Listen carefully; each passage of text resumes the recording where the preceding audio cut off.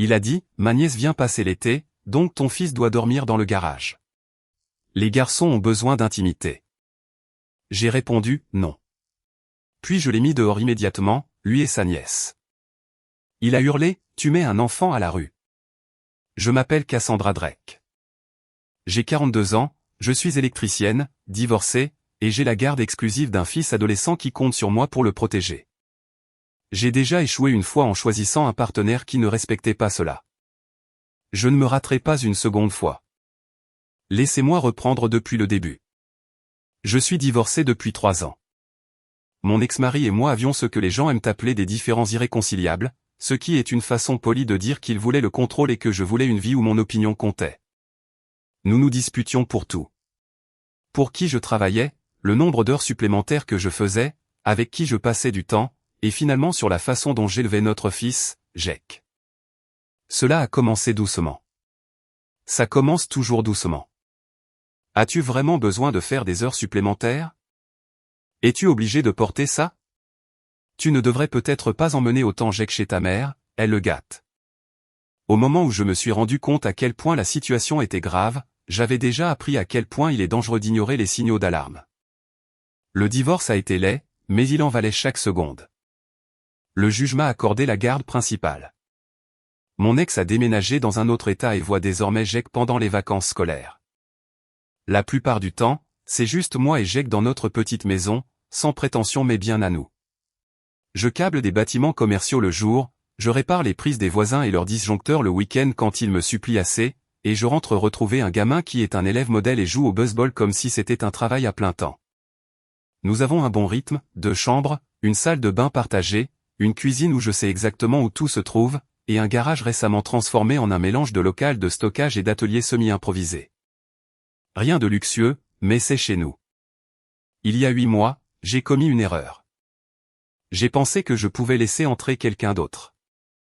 J'ai rencontré Liam dans un magasin de bricolage, de tous les endroits possibles. J'étais dans le rayon de la visserie, en train d'hésiter entre tenter ma chance avec la boîte de vis bon marché ou accepter mon sort et acheter les meilleurs, quand j'ai entendu une voix d'homme derrière moi. Excusez-moi. Est-ce que vous vous y connaissez en étagère? Je me suis retourné et j'ai vu ce gars en chemise à boutons aux manches retroussées, tenant un paquet au hasard de vis à bois comme si cela l'offensait personnellement. Il avait ce look soigné, propre sur lui, du genre de personne qui possède plus de parfums que d'outils. Dans quoi allez-vous visser? Ai-je demandé. Il a cligné des yeux. Un mur? Oui, mais du placo, un montant en bois, de la brique, du béton. J'ai penché la tête. Où est-ce qu'on espère juste que ça tienne par magie? Il a ri, un peu embarrassé. Du placo. Je crois que c'est un appartement. Ma nièce veut des étagères flottantes. Nous avons fini par parler pendant 20 minutes de chevilles, de capacité de charge, et de la raison pour laquelle espérer le meilleur est une terrible stratégie quand la gravité existe. À la fin, je l'avais guidé sur exactement ce qu'il devait acheter. Je m'appelle Liam, au fait, a-t-il dit alors que nous nous dirigions vers les caisses. Vous venez de me sauver d'une adolescente très en colère au milieu d'une pile d'étagères brisées. Cassandra, ai-je répondu. Eh oui, c'est exact. Il a hésité. Est-ce que je peux vous payer un café un de ces jours pour vous remercier, ou un dîner si ce n'est pas trop bizarre? C'était un peu bizarre. Je n'avais pas eu de relation sérieuse depuis mon divorce à moins de compter ce type qui s'obstinait à appeler mon tableau électrique le boîtier à lumière, ce que je ne compte absolument pas, mais Liam semblait normal, poli, drôle d'une manière légèrement maladroite. Alors j'ai dit oui. Au début, c'était bien, facile, même. Liam travaillait comme hygiéniste dentaire dans un cabinet à l'autre bout de la ville. Il avait son propre petit appartement, pas d'enfants, et m'a dit très tôt qu'il les adorait et s'entendait très bien avec les adolescents. Jake le tolérait, ce qui, pour un gamin de 14 ans, équivaut pratiquement à un éloge enthousiaste. Ils ne sont pas devenus les meilleurs amis du monde du jour au lendemain, mais Jake ne grimaçait pas quand je disais que Liam venait. Il faisait un signe de tête, lançait un « salut », puis disparaissait dans sa chambre ou restait pour dîner si je l'appelais. Au bout d'un mois environ, Liam a commencé à venir plus souvent. Il apportait parfois de la nourriture à emporter ou achetait des courses et insistait pour cuisiner. Il s'asseyait avec nous sur le canapé et regardait ce que Jake mettait à la télé. Il posait des questions sur l'équipe de baseball de Jake. Il se souvenait des jours où les entraînements se finissaient tard. Sur le papier, tout semblait pouvoir fonctionner. Mais rappelez-vous ce que j'ai dit sur les signaux d'alarme. Avant, je les avalais. Maintenant, je les répertorie. Premier signal d'alarme, la cuisine. Je suis rentré du travail un jour, j'ai posé mon sac d'outils près de la porte et je suis entré dans ma cuisine pour prendre un verre d'eau. Je me suis arrêté net. La moitié de mes placards étaient ouverts. Mes casseroles et poêles avaient migré de l'autre côté.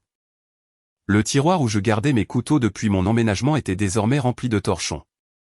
Liam fredonnait, réorganisant mon étagère à épices comme s'il habitait là. Ai-je dit lentement. Qu'est-ce que tu fais? Il s'est retourné avec un grand sourire fier. Surprise. J'ai réorganisé ta cuisine. C'était un peu le chaos, alors je l'ai rendue plus efficace. Ma cuisine, ai-je répété. Ouais. Tu vois, c'est plus logique si les épices sont plus près de la cuisinière, et tes assiettes étaient trop hautes. Liam, les jeux coupés. Est-ce que je t'ai demandé de faire ça? Son sourire s'est un peu estompé. Eh bien, non, mais je pensais que tu apprécierais. Je cuisine plus souvent ici ces temps-ci, et ça me rendait fou. Tu t'y habitueras. J'ai senti cette petite boule froide bien familière se former dans mon estomac. Celle qui s'était formée il y a longtemps, lorsque mon ex avait commencé avec ses « tu t'y habitueras ». Remets tout en place, ai-je dit. Il a cligné des yeux. Pardon? Remets tout à sa place. Je sais où se trouve chaque chose. C'est ma maison. Si tu veux changer quelque chose, tu me demandes d'abord. Sa mâchoire s'est crispée. Ma puce, j'essayais juste d'aider. Et maintenant, je te demande d'annuler cette aide. Il a boudé, mais il l'a fait lentement, en soupirant beaucoup. Je l'ai observé tout le temps, mémorisant la façon dont il réagissait quand on lui disait non. Premier signal d'alarme enregistré. Deuxième signal d'alarme, la nourriture de Jake. Jake est grand pour son âge, élancé, et brûle ses calories comme si son métabolisme était en feu. Entre l'école, le baseball et le fait d'être un adolescent, ce gamin a toujours faim. Il n'est pas en surpoids. Il n'est pas en mauvaise santé. Son pédiatre est ravi. Je suis ravi. Un soir après le dîner, Jake s'est resservi des pâtes. Liam l'a regardé engloutir sa nourriture comme si cela l'offensait personnellement. Waouh, t'as si faim que ça, a dit Liam, à moitié en rigolant, à moitié sérieusement. Jake a hésité une seconde, puis a continué à manger. C'est un enfant en pleine croissance, ai-je dit sur un ton léger. Sûrement, mais... Les yeux de Liam ont fixé l'assiette de Jake. Tu le laisses toujours manger autant? Les glucides le soir, ce n'est pas idéal, surtout s'il ne fait pas attention à ses portions. J'ai posé ma fourchette. La nutrition de Jake regarde ma responsabilité, Liam, pas la tienne. Il a levé les mains. Je dis ça comme ça. Ma sœur Karen fait très attention à ce que mange sa fille. Les ados peuvent prendre du poids tellement vite. Jake va très bien, ai-je dit, ma voix se refroidissant. Si jamais je veux un avis sur son alimentation, je demanderai à son médecin, à un nutritionniste ou à littéralement n'importe qui d'autre que toi faisant des remarques pendant le dîner. Le sourire de Liam a vacillé, puis s'est réajusté. D'accord, d'accord. Je ne voulais rien dire de mal. Jake a continué à manger en silence, les yeux fixés sur son assiette. Je l'ai remarqué. Liam aussi. Il ne s'en souciait juste pas assez pour s'arrêter. Deuxième signal d'alarme noté. Troisième signal d'alarme, le temps à deux. Nous étions ensemble depuis environ 4 mois quand Liam a commencé à insister pour passer plus de week-ends rien que tous les deux. Ne serait-ce pas agréable, a-t-il dit un vendredi soir, si Jake passait la nuit chez un ami et qu'on ait la maison pour nous tout seuls? Il a entraînement demain matin, ai-je dit. Et il est fatigué. Il aime son propre lit. Bien sûr, mais juste de temps en temps, a insisté Liam. Ce serait bien pour toi d'avoir plus de temps entre adultes. Jake a 14 ans. Il survivra à une nuit dehors. Il fait déjà des soirées pyjama, ai-je répondu. Mais je ne vais pas l'expulser juste pour qu'on puisse jouer à la dinette sans mon fils dans les parages. Son expression s'est durcie. Tu es très intense à son sujet. Je suis sa mère, ai-je dit. Il a ri, mais il y avait une pointe d'agacement. Je pense juste que tu pourrais te détendre parfois. On construit quelque chose ensemble, nous aussi, tu sais. Je l'ai regardé pendant un long moment. Liam, laisse-moi être très clair. Le temps que je passe avec mon fils n'est pas négociable. Si c'est un problème, alors nous ne sommes pas compatibles. Il a abandonné le sujet en surface. Mais j'ai vu la façon dont il s'est un peu fermé, la façon dont sa mâchoire a travaillé, la façon dont il a changé de sujet trop rapidement. Troisième signal d'alarme, classé sous le dossier reviendra forcément plus tard. Et c'est revenu. C'est revenu le jour où il a mentionné sa sœur Karen et son ange de fille, Britney. C'est revenu la première fois qu'il a suggéré qu'elle puisse rester ici quelques semaines, comme si ma maison n'était qu'un décor vide qu'il pouvait meubler avec sa famille. C'est revenu, pleinement formé, tranchant et inestimable, lorsqu'il a prononcé ces mots, « J'ai que peux dormir dans le garage. Ce sera comme du camping. » À ce moment précis, j'ai compris une chose très simple et très laide. Liam ne voyait pas mon fils comme une personne dont la sécurité venait en premier. Il voyait Jake comme un obstacle, une pièce amovible, un garçon qu'il pouvait déplacer à sa guise pour faire de la place aux personnes qu'il priorisait réellement. Je m'étais promis après mon mariage que je ne resterais plus jamais avec quelqu'un qui me forcerait à choisir entre lui et mon enfant. Alors, quand il s'est tenu dans ma cuisine en me parlant de camping dans le garage, je n'ai pas négocié. Je ne me suis pas adouci. Non, lui ai-je dit. Calme, définitif. Pas aujourd'hui. Pas pour quelques semaines. Jamais. Mon fils ne dormira pas dans le garage. Je pouvais déjà sentir la tempête se préparer derrière ses yeux. Je ne savais juste pas encore jusqu'où il était prêt à aller pour tester cette limite. La première fois que Liam a mentionné sa sœur, je n'y ai pas prêté attention. Karen appelle, disait-il en regardant son téléphone et en roulant des yeux. Crise numéro. J'ai perdu le compte. J'entendais des morceaux de conversation quand il prenait l'appel dans mon salon, des plaintes concernant son travail, son mari, ses voisins, ses collègues, sa vie. Il y avait toujours quelque chose. Après avoir raccroché, il se laissait tomber à côté de moi sur le canapé avec un soupir dramatique. Elle est épuisante, se plaignait-il en se frottant les tempes. Mais c'est ma sœur. La famille, c'est la famille. Il parlait aussi de la fille de Karen. Britney, 15 ans, élève brillante, magnifique et mûre pour son âge, apparemment ange à mi-temps et soutien émotionnel le reste du temps pour sa mère. Je te jure, disait Liam en riant tout en faisant défiler des photos sur son téléphone. Britney est la seule raison pour laquelle Karen n'a pas complètement pété les plombs. C'est une fille tellement gentille. Dans chaque histoire, Britney était parfaite. Dans chaque histoire, Karen était dépassée. Et dans chaque histoire, Liam était celui qui se retrouvait au milieu à essayer de tout réparer. Cela ne m'a donc pas surprise du tout quand il a fini par essayer d'entraîner ma maison au milieu de tout ça. C'est arrivé un mardi soir. Jake était à l'étage en train de faire ses devoirs dans sa chambre, faisant de temps en temps vibrer le sol parce qu'il n'a jamais vraiment compris le concept de marcher doucement. Liam et moi venions de finir de dîner, et je rançais les assiettes pendant qu'il chargeait le lave-vaisselle. Au fait, a-t-il commencé de manière détachée, comme quelqu'un qui parle du beau temps. J'ai des nouvelles. Il a gardé les yeux fixés sur la vaisselle, ce qui a été mon premier avertissement. Quel genre de nouvelles, ai-je demandé. Il a tripoté une assiette une seconde de trop. Karen a des problèmes de couple, des très graves. Son mari a déménagé pour un temps. Ils essaient la thérapie de couple, mais c'est moche. Beaucoup de cris, de portes claquées, tout ce bazar. J'ai ressenti un petit pincement de sympathie. C'est dur, ai-je dit. Surtout pour Britney. Ouais, a-t-il hoché la tête. Britney est coincée au milieu. Elle entend tout. Karen m'appelle en pleurant, en disant que Britney ne dort plus, que c'est notre chute. Tout ça. Il a fait une pause, comme s'il pesait s'il devait dire la suite. Je savais déjà qu'il avait pris sa décision avant même de rentrer dans ma cuisine. Et donc, qu'est-ce que ça a à voir avec nous, ai-je demandé. Liam s'est retourné, s'appuyant contre le comptoir, les bras croisés. Eh bien, je me disais que Britney pourrait peut-être venir passer l'été ici. J'ai séché mes mains et je l'ai regardé. Il a hoché la tête comme si c'était la chose la plus raisonnable au monde. Juste pour quelques semaines. Pour qu'elle s'éloigne de tout ce drame. Ici, c'est un foyer stable. Tu es une mère formidable, Jake est un bon gamin. Elle serait en sécurité ici. Ma réaction instinctive n'a pas été non. C'était, d'accord, mais où dormirait-elle? Où resterait-elle exactement? Ai-je demandé.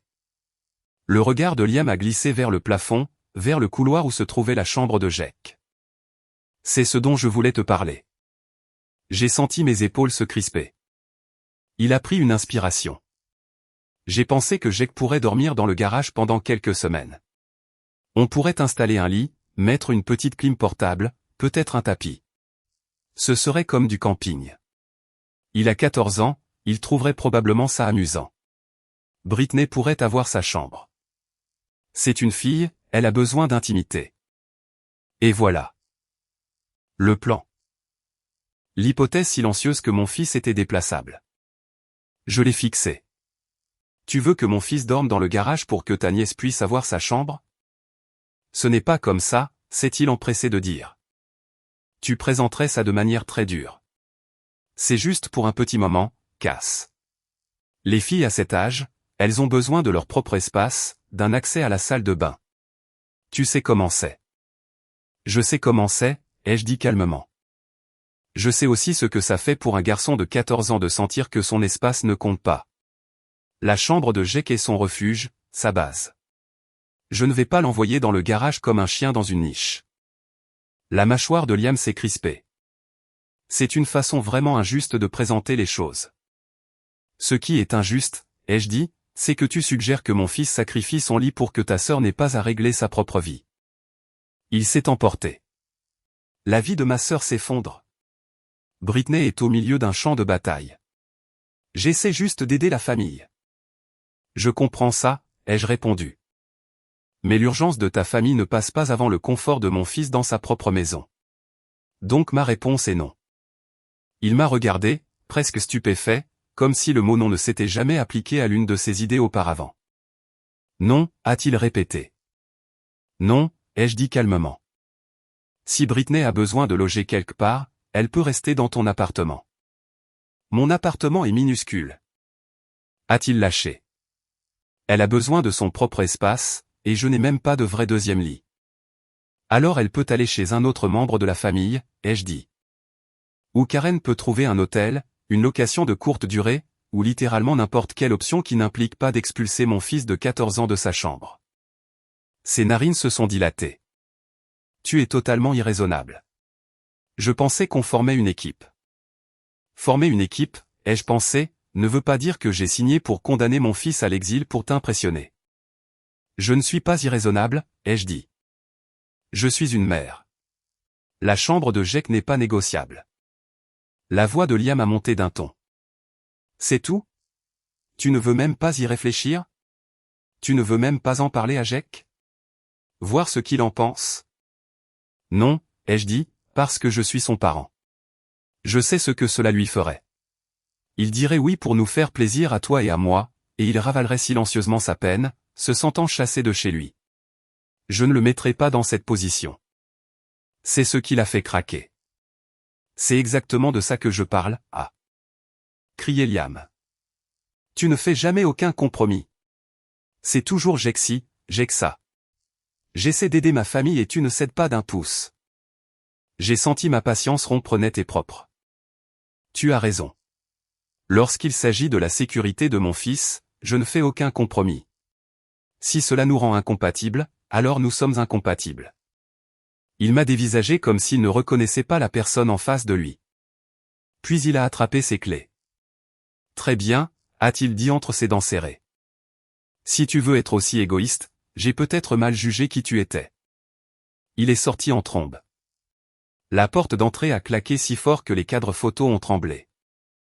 Je suis resté seul dans ma cuisine, le cœur battant à tout rompre, à fixer l'encadrement vide de la porte. Les pas de Jake ont craqué dans l'escalier. Maman, a-t-il demandé, la voix hésitante. Tout va bien? Je me suis retourné, forçant les traits de mon visage à s'adoucir. Oui, mon grand. Juste des histoires d'adultes. Tu en es où dans tes devoirs? Ça va, il a hésité. Liam était en colère? Il l'était, ai-je dit honnêtement. Mais c'est son problème, pas le tien. Il m'a observé une seconde, étudiant mon visage, puis a hoché la tête et est remonté.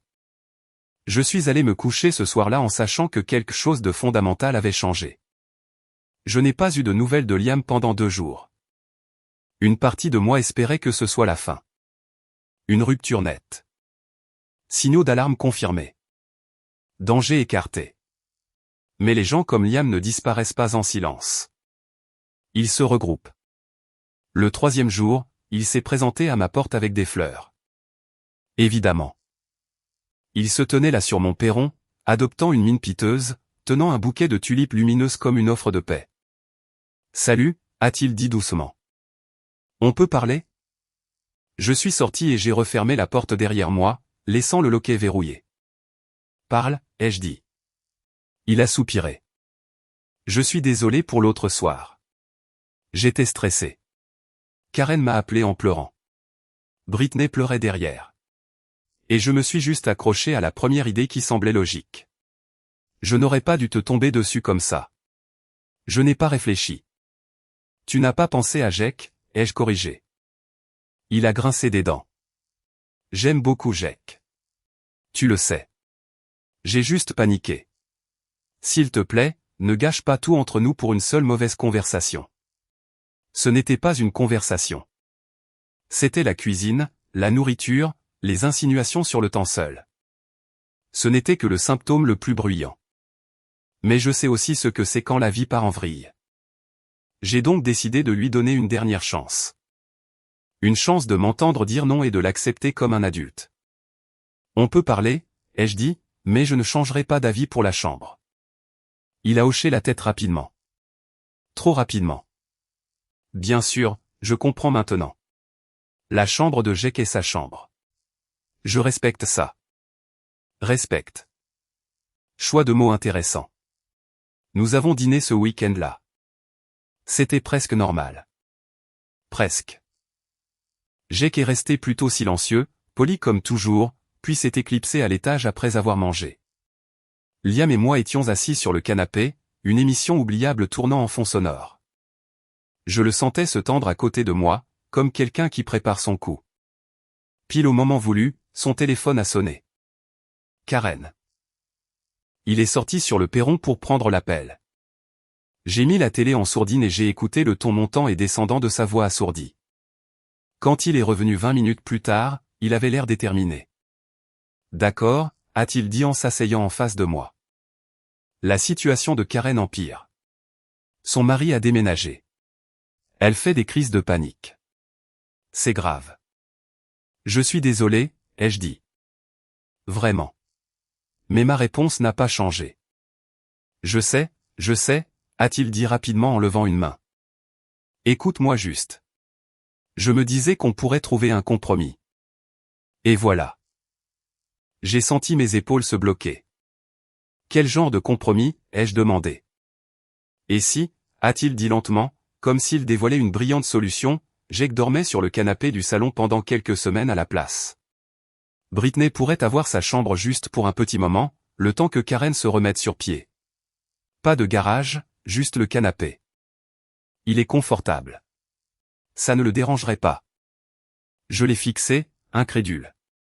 Tu penses que le problème ici, c'est l'emplacement? Que ça me irait que mon fils perde sa chambre tant qu'il n'est pas dans le garage? C'est une option plus douce, a insisté Liam. Moins extrême. Et tu dis toujours à quel point Jake est résilient. Il comprendrait si on lui expliquait pourquoi. Tu lui as demandé, ai-je rétorqué. Tu as demandé à Jake s'il veut renoncer à sa chambre et dormir sur le canapé dans sa propre maison pour qu'une fille qu'il n'a jamais rencontrée emménage. Eh bien, non, a admis Liam. Mais c'est un bon gamin. Il voudrait t'aider s'il comprenait la situation. Exactement, ai-je dit doucement. C'est un bon gamin, et je ne vais pas exploiter ça. Il a froncé les sourcils. Exploiter? Tu veux utiliser sa gentillesse contre lui, ai-je dit. Tu veux qu'il dise oui pour que tu te sentes bien d'avoir pu le chasser de son espace. Le calme de Liam s'est effrité. Tu déformes tout. Je demande un peu de souplesse pour aider une fille de 15 ans qui vit dans le chaos. Les familles s'entraident. Elle n'est pas ma famille, ai-je dit. Et elle n'est certainement pas la responsabilité de Jake. Il s'est levé et a commencé à faire les 100 pas dans mon salon. Waouh, a-t-il dit amèrement. Juste waouh. Je n'arrive pas à croire à quel point tu peux être égoïste. Mon rythme cardiaque est resté stable. Cela m'a surprise. Je suis égoïste parce que je refuse que mon fils soit déplacé dans sa propre maison. Ce n'est pas un déplacement, a-t-il aboyé. Pour lui, c'est un déplacement, ai-je répondu. Pour toi, c'est pratique. Pour ta sœur, c'est un raccourci. Pour Britney, c'est une échappatoire. Pour Jake, c'est perdre son sentiment de sécurité dans la seule maison qu'il a. Liam a cessé de marcher et m'a regardé comme s'il voyait un obstacle, pas une partenaire. C'est exactement pour ça que ton mariage a échoué, a-t-il craché. Tu es incapable de faire des compromis. Tu ne peux faire passer les besoins de personne d'autre en premier. C'est toujours toi et Jake. Toi et Jake. Une colère froide m'a envahi. Pas chaude, pas explosive, froide, ciblée. Mon mariage a échoué, ai-je dit doucement, parce que mon ex était manipulateur et contrôlant. Et en ce moment même, Liam, tu lui ressembles énormément. Il a sursauté. Je ne me suis pas arrêté. Tu as raison sur une chose, cependant, ai-je continué. Il s'agit toujours de moi et de Jake. C'est notre maison, notre vie, nos règles. Son visage s'est déformé. Tu vas le regretter, a-t-il dit. Quand Britney devra dormir dans cette maison toxique, à écouter ses parents se hurler dessus chaque nuit. Ce sera sur ta conscience. Non, ai-je dit. Ce sera sur la conscience des adultes qui ont créé cet environnement, pas sur celle d'un garçon de 14 ans qui n'a rien fait d'autre qu'exister dans sa propre chambre. Il a attrapé ses clés sur la table basse. Très bien. Si tu veux jouer les méchantes, fais-toi plaisir. Il est parti. La porte a claqué à nouveau. Je suis restée assise là pendant un long moment, à fixer la porte, le cœur lourd, mais l'échine droite. Je ne savais pas alors que la prochaine fois qu'il reviendrait, il ne viendrait pas seul. Il amènerait la bataille directement dans mon allée. Il amènerait Britney et une valise. 2 jours ont passé sans un mot de Liam. Je n'étais pas surprise. Les hommes comme lui n'admettent pas leur tort. Ils battent en retraite, se regroupent, et reviennent avec une nouvelle tactique qu'ils pensent plus persuasive. J'avais déjà vu ce schéma. Je le connaissais. Mais même ainsi, je n'étais pas préparé à voir jusqu'où il irait la fois suivante. C'était un jeudi soir. Je venais de me garer dans l'allée après le travail, déjà épuisé par le câblage complet d'un projet de rénovation. Mes épaules me faisaient mal. Mes mains sentaient le cuivre et la poussière de placo. Et je priais pour que Jake n'ait pas mangé tous les restes. Puis je l'ai vu. La voiture de Liam était garée de travers dans mon allée. Le moteur tournait encore. Et à côté de lui, une jeune fille adolescente avec une valise. Mon estomac a fait un bond. Je suis sorti de mon camion lentement, comme si en bougeant prudemment, la scène allait se réordonner en quelque chose de moins fou. Ce ne fut pas le cas. Le visage de Liam s'est éclairé quand il m'a vu, mais pas de bonheur, de soulagement, comme s'il venait d'arriver à la solution de tous ses problèmes. Cass, a-t-il crié en me faisant signe de venir, comme s'il s'agissait d'une réunion de famille. Eh bien, enfin. La jeune fille à côté de lui avait l'air inconfortable, agrippant ses manches et fixant le sol. Elle avait une petite valise à roulettes, un sac à dos et des yeux anxieux. Tu dois être Britney, ai-je dit prudemment. Elle a hoché la tête. Bonjour, Madame Drake.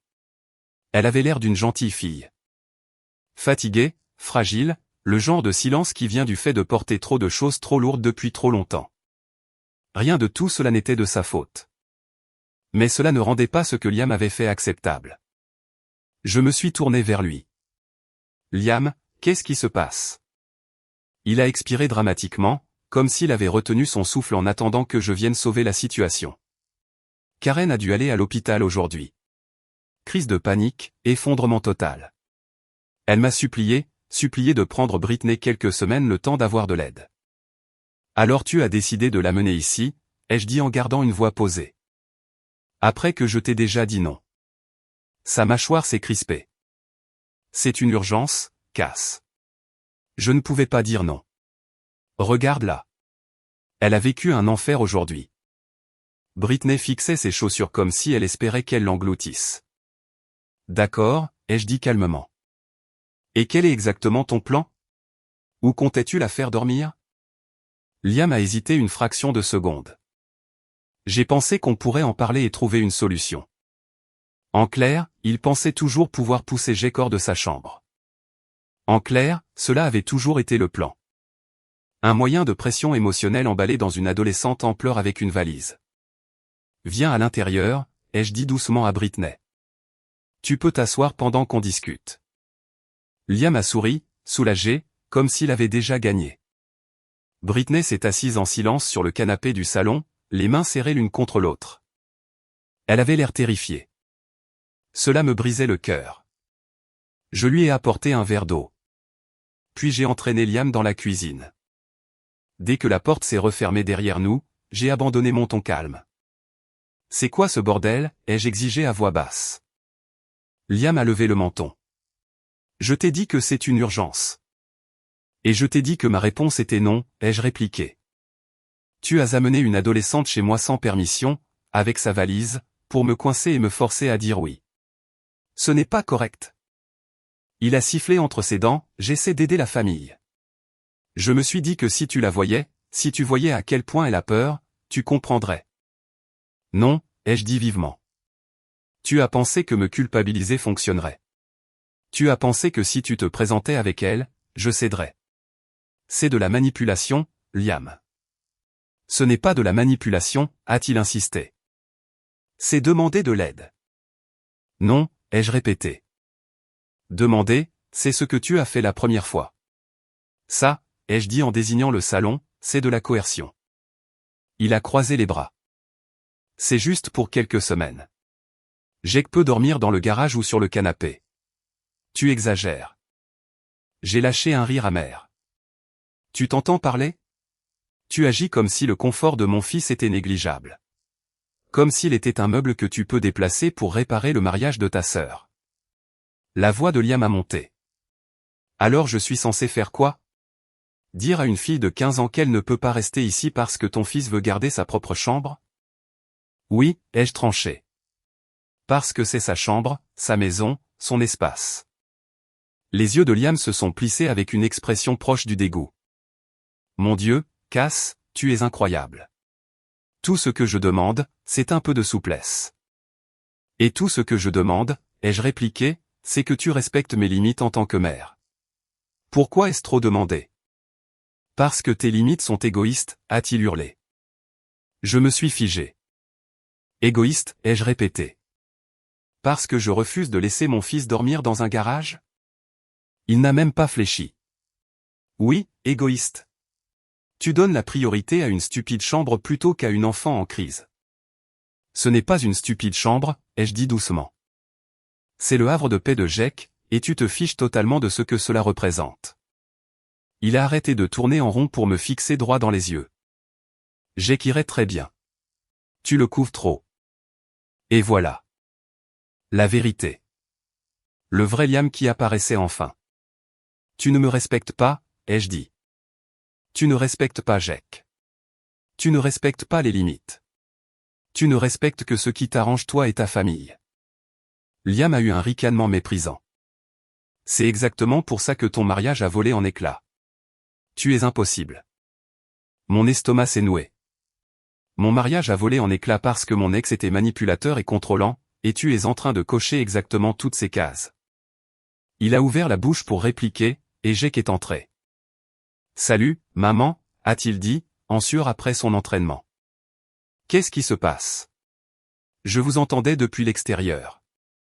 Avant que je puisse parler, Liam s'est immédiatement tourné vers lui. Jake, mon pote, qu'est-ce que tu dirais de dormir dans le garage pendant quelques semaines? Sa voix était calme, douce, artificielle. Jake s'est figé. Pourquoi je dormirais dans le garage? Parce que ma nièce a besoin d'un endroit où loger, a dit Liam en souriant d'une manière qui m'a glacé le sang. Les filles ont besoin de leur intimité, tu sais. Ce sera comme du camping. Jake m'a regardé, confus, la peine déformant son visage. J'ai levé doucement la main. Jake, ai-je dit tendrement. Va te laver. C'est entre Liam et moi. Il a hoché la tête lentement et est parti. Mais j'ai vu l'inquiétude dans ses yeux tandis qu'il montait les marches. Dès qu'il a disparu, je me suis retourné vers Liam. Tu ne reparleras plus jamais à mon fils de dormir dans le garage. Ni devant moi, ni derrière mon dos, ni jamais. La voix de Liam est devenue cassante. Il n'a pas dit non. Il serait d'accord si tu ne lui mettais pas des idées dans la tête.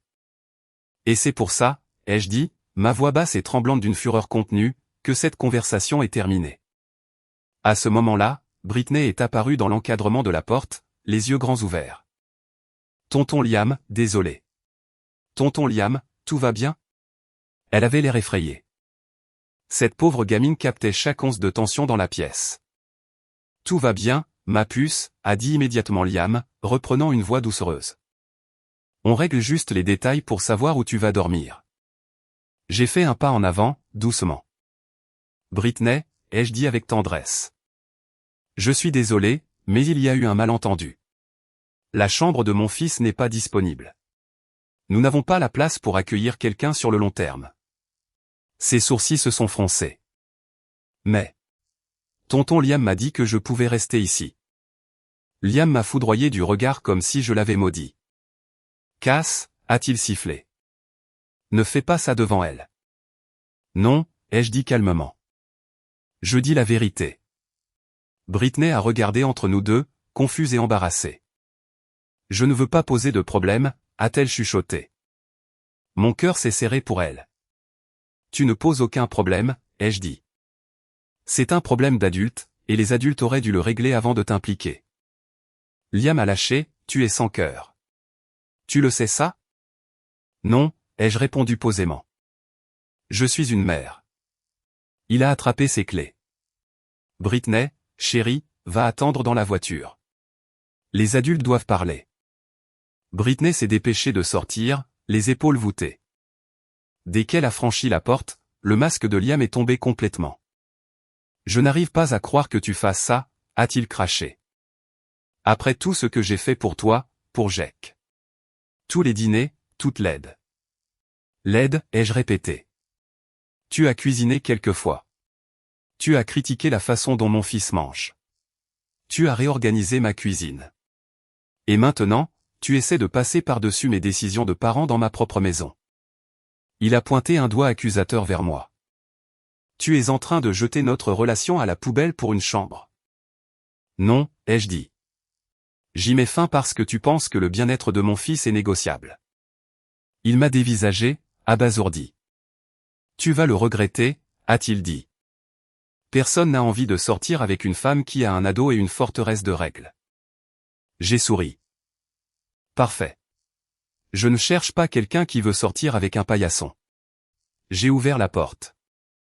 Au revoir, Liam. Il m'a fixé un long moment, puis a tourné les talons et est parti. Je les ai regardés faire marche arrière et quitter l'allée, Britney silencieuse sur le siège passager. Je me sentais coupable pour elle, mais pas pour lui. 20 minutes plus tard, Jake est descendu. Liam est parti, a-t-il demandé doucement. Oui, mon grand, ai-je dit. Il est parti. Il va revenir? J'ai secoué la tête. Non. Pas cette fois. Il s'est assis à côté de moi sur le canapé. Il allait vraiment me faire dormir dans le garage? J'ai difficilement dégluti. Il voulait que tu cèdes ta chambre à sa nièce. J'ai qu'à cligner des yeux. C'est bizarre. Ouais, ai-je chuchoté. Ça l'est. Puis il a posé sa tête sur mon épaule. Je suis content que tu aies dit non. J'ai embrassé ses cheveux. Je dirai toujours non, lui ai-je dit. Quand il s'agit de te protéger, je ne transige pas. Il a hoché la tête. Cool, parce que j'aime bien ma chambre. J'ai ri, la gorge serrée. Moi aussi, mon pote. Je ne savais pas encore que Liam n'en avait pas fini. Loin de là. Mais moi, j'en avais fini avec lui, complètement et pour toujours. La première semaine après que Liam et Britney eurent quitté mon allée a été étrangement paisible.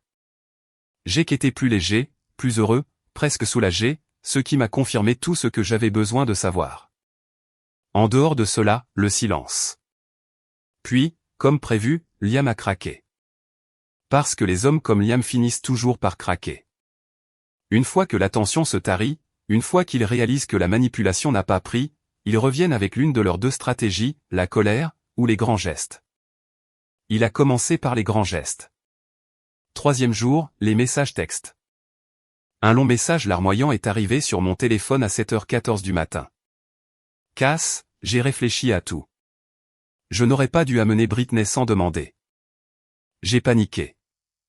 Tu es une femme incroyable et une mère formidable. Je veux juste qu'on réussisse. On peut parler? Je n'ai pas répondu. Un deuxième message est arrivé ce soir-là. Britney t'aime vraiment bien, toi et Jake. Elle se sent en sécurité avec toi aussi. Ne la punis pas pour mes erreurs.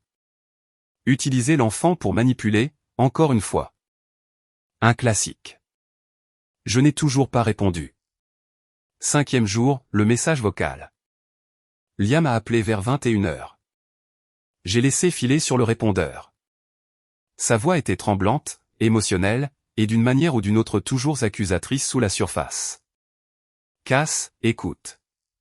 Je sais que je m'y suis mal pris. Je sais. Mais on est bien ensemble. Tu me manques.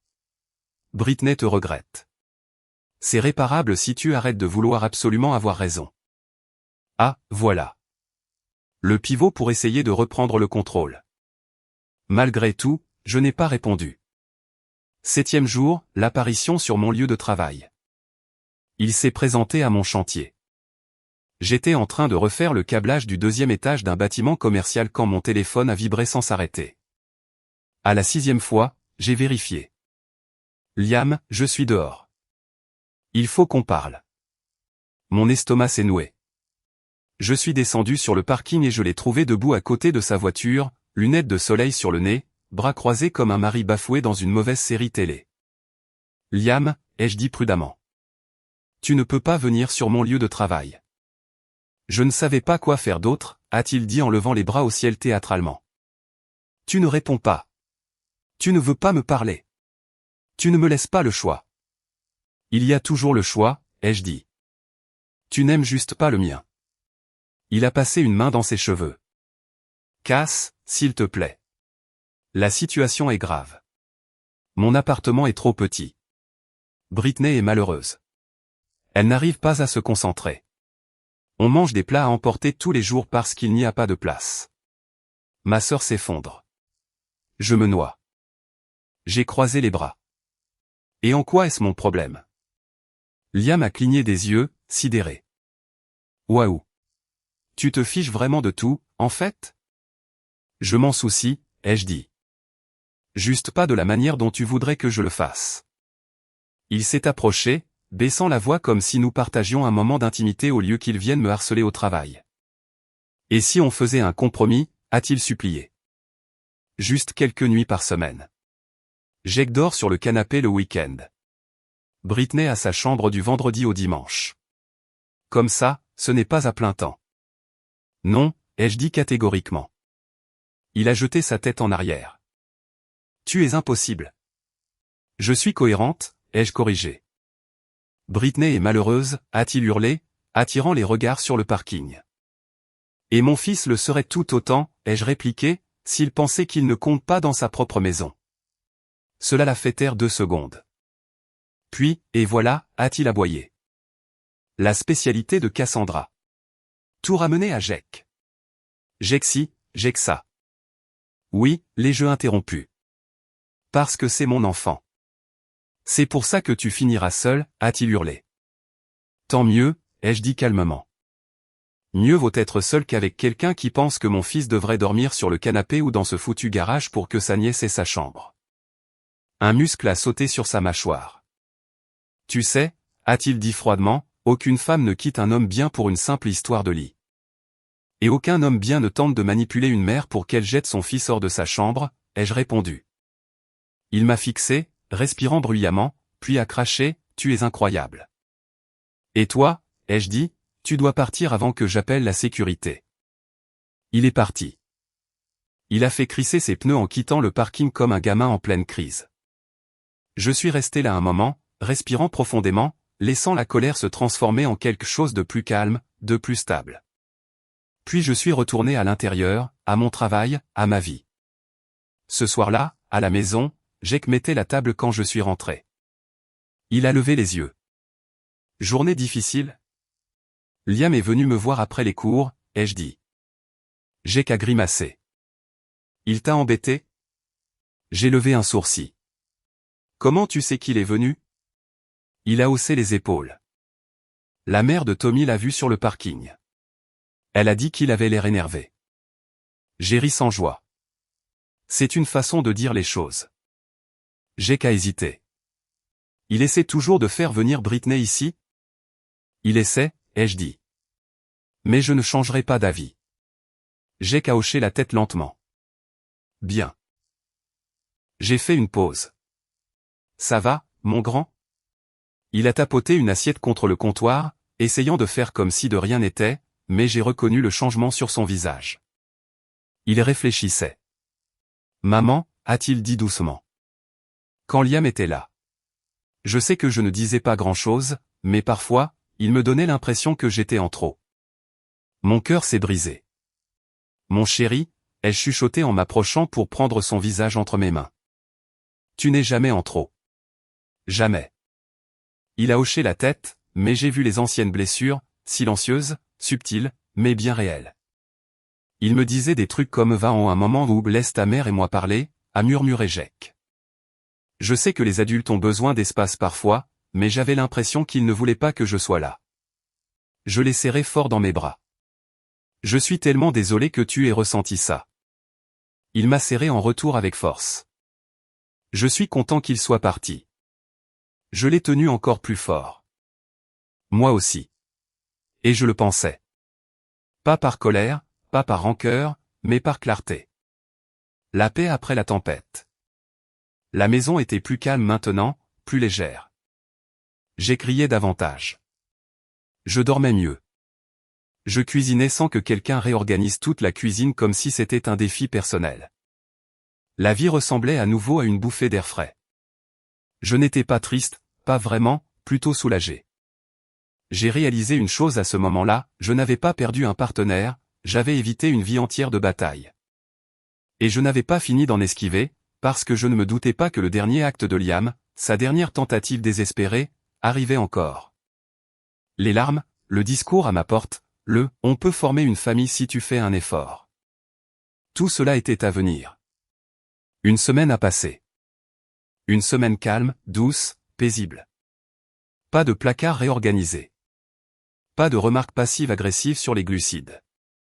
Pas de « ce ne serait pas bien si Jake allait dormir chez un copain ce soir ?» Juste moi et mon fils, de retour à notre rythme normal, le rythme que Liam avait subtilement essayé de remplacer par le sien. Mais les gens comme lui ne disparaissent pas simplement. Pas quand ils perdent le contrôle. Pas quand vous refusez de jouer à leur jeu. Je n'ai donc même pas été surprise quand ma sonnette a retenti vers 20h30. Jake était à l'étage en train de finir ses devoirs. Je me suis essuyé les mains sur un torchon et je suis allé ouvrir. J'ai ouvert la porte et il était là, Liam. Les yeux bouffis, les joues rouges, les épaules affaissées. Il avait l'air d'un homme qui avait répété son monologue pendant tout le trajet. Cass, a-t-il soufflé, la voix tremblante. S'il te plaît, il faut qu'on parle. Mon premier réflexe a été de fermer la porte, mais je ne voulais pas que Jake m'entende me disputer à travers une porte entrebâillée. Je suis donc sorti et j'ai refermé la porte derrière moi. Très bien, ai-je dit doucement. Parle. Il a difficilement dégluti. Je sais que tu es en colère. Je sais que j'ai fait des erreurs, mais s'il te plaît, ne jette pas 8 mois à la poubelle pour ça. Ce n'était pas une erreur, ai-je répondu. C'était un comportement récurrent. Il a cligné des yeux rapidement. J'ai paniqué. Karen pleurait. Elle disait que Britney était terrifiée. Je ne savais pas quoi faire. Je n'ai pas réfléchi clairement. Non, ai-je dit calmement. Tu as réfléchi très clairement. Tu n'as juste pas pensé à Jack. Il a secoué la tête vivement. Si, je pense à lui. Je l'aime bien. C'est un super gamin. J'ai ancré mon regard dans le sien. Tu l'aimes assez pour lui demander de dormir dans le garage? Son visage s'est déformé. Ce n'était pas comme ça. C'était exactement comme ça. Liam a fait un pas tremblant vers moi. Est-ce me plaît, Cass, Ne fais pas ça.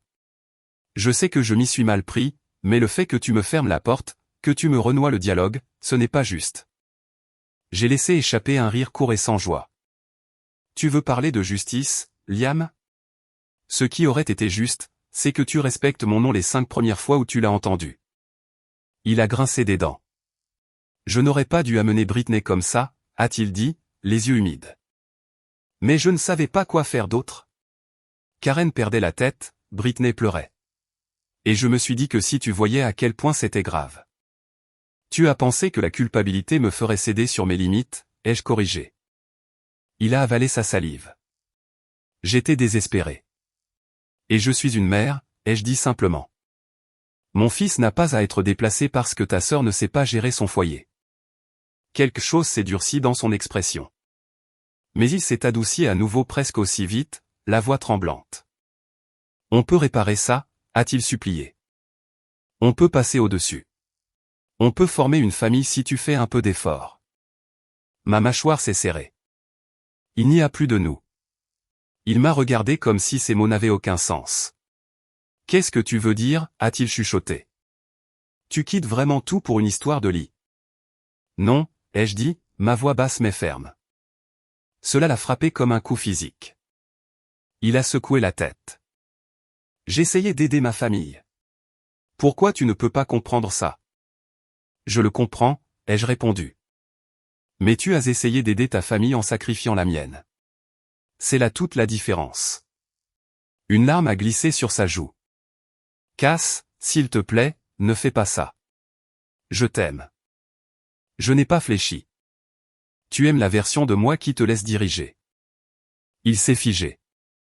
Et je ne suis pas cette version-là, ai-je continué. Plus maintenant. Il a essuyé ses yeux avec colère. Alors c'est tout? Après tout ce qu'on a traversé? Tout ce qu'on a traversé, ai-je répété. Liam, ça fait 8 mois qu'on est ensemble. La majeure partie de ce temps, je l'ai passé à esquiver tes signaux d'alarme. Il s'est raidi. Quels signaux d'alarme? J'ai pris une inspiration. Il a ouvert la bouche. Je ne voulais pas. Et tu penses encore que c'était raisonnable, les jeux coupés. Tu penses toujours qu'un adolescent devrait dormir dans un garage ou sur un canapé pour que ta nièce ait sa chambre. Il n'a rien dit, parce que la vérité lui restait en travers de la gorge. Il croyait toujours qu'il avait raison. Finalement, très doucement, il a demandé, il n'y a rien que je puisse faire pour arranger ça. J'ai secoué la tête. Non. Rien. Il m'a observé pendant un long moment, dévasté d'une manière qui m'aurait brisé des années plus tôt, avant que j'apprenne que les larmes ne sont pas toujours du regret. Parfois, elles ne sont qu'un outil de plus. Au revoir, Liam. J'ai attrapé la poignée de la porte. Il a fait un petit pas en avant. Les mères célibataires divorcées comme toi ne trouvent pas d'hommes prêts à s'engager. Tu vas le regretter. Je me suis arrêté, je me suis retourné. Et les hommes insécurisés qui se servent des enfants comme d'une arme ne méritent pas d'avoir une famille, ai-je dit doucement. C'est toi qui vas le regretter. Sa mâchoire s'est crispée. Puis il est parti. J'ai fermé la porte, je l'ai verrouillée, je m'y suis appuyé et j'ai enfin respiré. Le lendemain matin, il m'a bombardé de messages. On ne peut pas au moins essayer une thérapie de couple? Tu es obstiné. Britney s'est endormie en pleurant. Ma sœur est furieuse contre toi. Tu gâches tout. Je l'ai bloqué. 15 minutes plus tard, le téléphone fixe a sonné. Karen. J'ai laissé aller sur le répondeur. Puis j'ai écouté. Sa voix était tranchante, venimeuse. Chaque syllabe était conçue pour blesser. Je n'arrive pas à croire à quel point tu es égoïste. Tu as traumatisé ma fille. Tu as détruit sa confiance envers les adultes. Je ne sais pas comment tu fais pour dormir la nuit. J'ai raccroché au milieu et j'ai effacé le message. Jake beurrait sa tartine quand je suis retourné dans la cuisine. Il a immédiatement remarqué mon visage. Maman, tout va bien? Oui, ai-je dit en déposant un baiser sur le sommet de sa tête. Juste un matin un peu bruyant. Il a hésité. C'était la sœur de Liam. J'ai hoché la tête. Jake a froncé les sourcils.